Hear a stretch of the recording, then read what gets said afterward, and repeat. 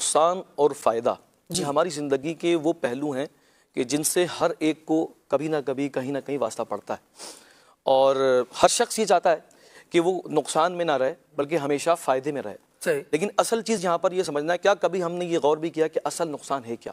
وہ نقصان جو صرف دنیا تک محدود ہے، کیا وہ نقصان؟ یا وہ جو ہماری دنیا کے ساتھ آخرت کو بھی متاثر کر رہا ہے، وہ نقصان؟ تو آپ دیکھیں کہ دنیاوی جتنے بھی نقصان، جیسے آپ نے کہا کہ دنیاوی بہت سے وہ نقصان ہیں جن کی تلافی ہو سکتی ہے، لیکن وہ نقصان جو ہماری آخرت کا نقصان ہے، وہ نقصان جو ہماری آخرت کو متاثر کرنے والا ہے، وہ نقصان وہ ہوتا ہے کہ جو خالد بھائی جس کا جو نقصان بڑا سنگین تر ہوتا ہے، اس کی تلافی ممکن نہیں ہے۔ اور آپ دیکھیں دنیاوی نقصان وہ ہوتے ہیں کہ جو ہماری نگاہوں میں آ جاتے ہیں، صحت کا نقصان ہے، مال کا نقصان ہے، لیکن یہ آخرت کا نقصان چونکہ ہماری نگاہوں میں نہیں ہوتا، ہماری نظروں میں نہیں ہوتا، تو ہماری توجہ بھی اس اخروی نقصان کی طرف نہیں ہوتی۔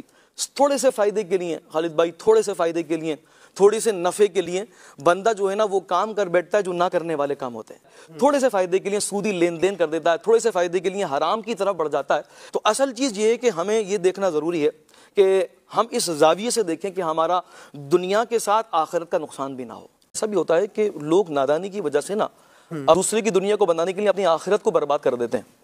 یعنی کیا کرتے ہیں کہ مثال کے طور پر کسی کو جھوٹا عہدہ دلوا دیا، منصب دلوا دیا، حالانکہ وہ اس منصب کے لائق نہیں تھا، دوسرے کی دنیا بنانے کے لیے آپ اپنی آخرت کو تباہ و برباد کر رہے ہیں۔ آپ کو پتا ہے کہ یہاں پر جو جھگڑا ہو رہا ہے یا یہاں پر جو فیملی کا جھگڑا ہے وہ ایسا ہے کہ رونگ جو ہے میرے اپنے گھر والے، لیکن بعض اوقات بندہ وہاں اپنے والوں کی سائڈ لینے کے لیے جھوٹ بول دیتا ہے۔ تو کیا ہوتا ہے کہ دوسروں کی دنیا کو بنانے کے لیے اپنی آخرت کو برباد کر رہے ہیں۔ حضرت عمر بن عبدالعزیز رحمۃ اللہ تعالی علیہ کے بارے میں آتا ہے، آپ دیکھیں ہمارے جو اللہ والے ہوتے تھے وہ کس طرح سے فکر کیا کرتے تھے اپنی آخرت کی، کہ حضرت عمر بن عبدالعزیز رحمۃ اللہ تعالی علیہ سے پوچھا گیا کہ حضور آپ نے اپنے گھر والوں کے لیے کیا چھوڑا ہے؟ تو آپ فرماتے ہیں جو میں نے حصہ مال غنیمت سے لوگوں کو دیا، وہی مال غنیمت سے حصہ میں نے اپنی اولاد کے لیے بھی چھوڑ دیا۔ تو وہ شخص جو سوال پوچھ رہا تھا وہ آپ کی ضروریات سے آگاہ تھا، اس نے کہا کہ حضور اتنے کم آمدنی کے اندر آپ کے گھر والے کپڑے کیسے بنائیں گے، ضرورت کے سامان کیسے لائیں گے، مہمان نوازی کیسے ہوگی؟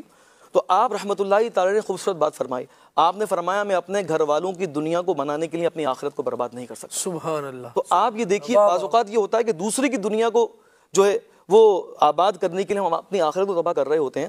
ایک ایمان والا اس طرح سے منصوبہ بندی کرتا ہے کہ اس کی دنیا بھی آباد ہوتی ہے اور آخرت بھی آباد ہوتی ہے۔ سبحان اللہ۔